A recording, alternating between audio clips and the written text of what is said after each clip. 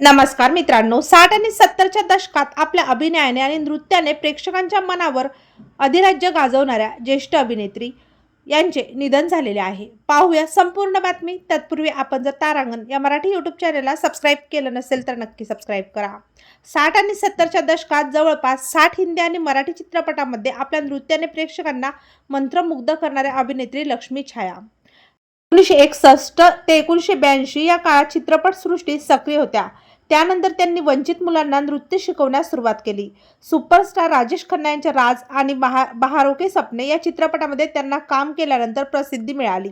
मेरा गाव मेरा देश, गुमनाम, दुनिया, मेरे हुजूर, मेरे सनम, भीगी पलके, मेरे हमसफर अनेक चित्रपटात लक्ष्मी छाया यांनी काम केले होते. 2004 साली वयाच्या 56व्या वर्षी मुंबईत कर्करोगामुळे त्यांचे निधन झाले. आज लक्ष्मी छाया आपल्यात नाही, पण त्यांच्या अनेक चित्रपटातून त्या सिनेरसिकांना आपल्या अस्तित्वाची अनुभूती करून देत राहतात. तेव्हा मित्रांनो, आपल्या तारांगण या मराठी यूट्यूब चॅनलतर्फे अभिनेत्री लक्ष्मी छाया यांना भावपूर्ण श्रद्धांजली.